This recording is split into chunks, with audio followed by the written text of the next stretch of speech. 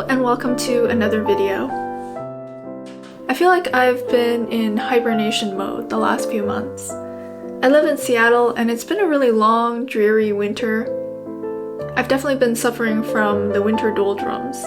So in this one, I thought I'd share some of the things I've been up to and the ways I've found to stay productive and make art during this low period.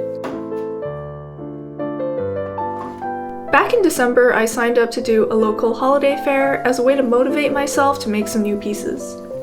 I'm terrible at meeting my own self-imposed deadlines, but I can be really focused when I have an external deadline or commitment that I know I need to meet.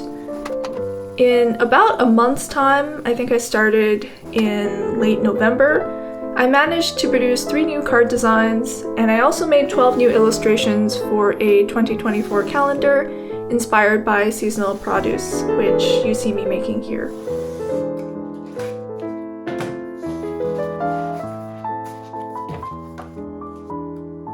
I think an art calendar is a great creative challenge because it requires you to make or choose 12 pieces that sort of go together, and it comes with a built-in deadline. I've been making art calendars since 2013. I often use it as a chance to experiment with a new style or a subject that I'm interested in. One year I illustrated fables, another year I did repeating patterns, a few years ago I did an Inktober one. I will say that they are somewhat time-consuming to produce, so it's usually just something I do for friends and family. Every year it becomes a smaller and smaller edition.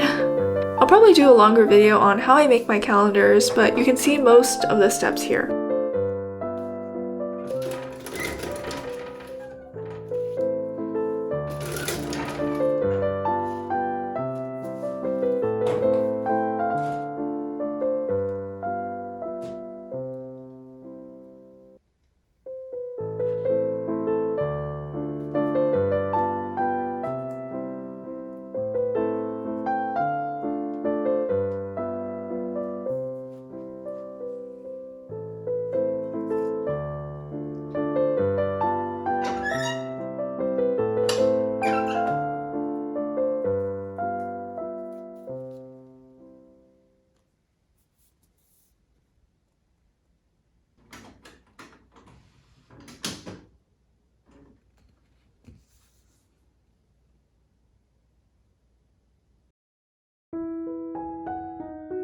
I started urban sketching this summer and I was going strong for a while, but when winter rolled around, I had zero motivation to go outside and sketch, and I sort of fell out of the habit.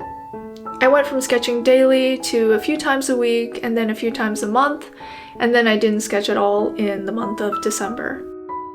So I'm trying to ease back into it by just sketching indoors, sketching whatever is around me.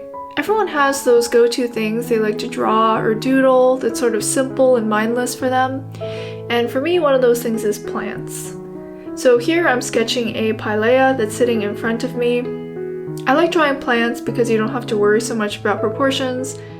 It's not so obvious if things are a bit wonky, whereas it's a lot more obvious when you get body or facial proportions wrong. I do want to get better at drawing people, but for now I'm just trying to keep things simple and easy and draw things that are familiar to me.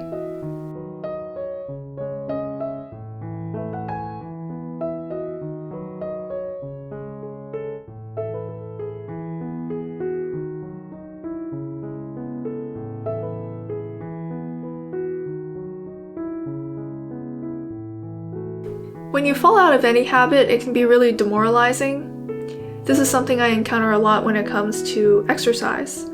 And what I've learned is that it's best not to beat yourself up too much when it happens, or see it as some kind of moral failing. The best thing you can do is just pick yourself up and try again, whether it's been a few weeks or a few months or even years since you've done something. You can always start up again at any time, and I find that to be a comforting thought.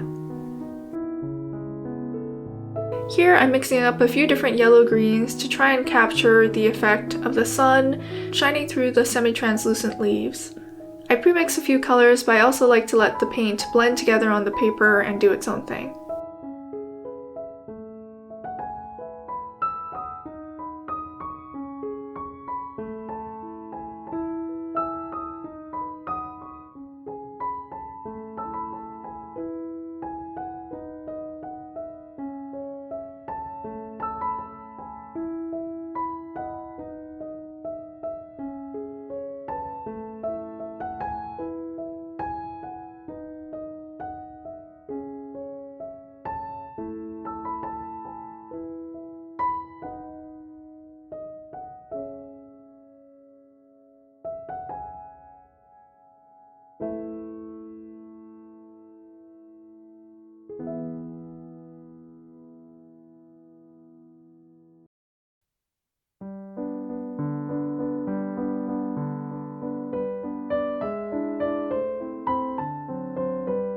Seattle has some great museums that I don't always take advantage of.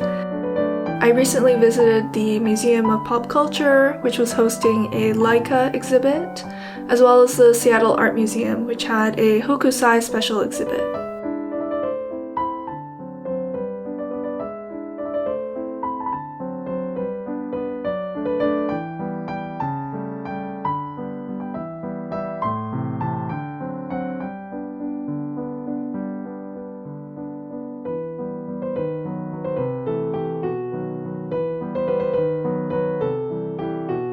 I used to dislike going to museums because I found them a bit stuffy, and I felt I had to spend a lot of time trying to understand what I was looking at. Now I try not to give myself too much pressure, and just notice what pieces I gravitate towards naturally and what speaks to me visually or emotionally.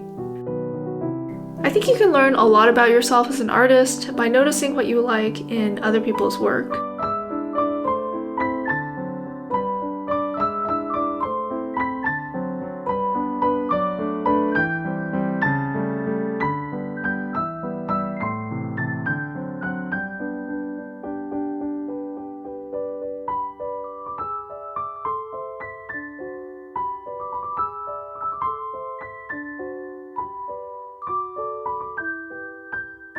I hope you enjoyed this somewhat contemplative winter recap. I'm looking forward to the spring and getting back into a more productive mode.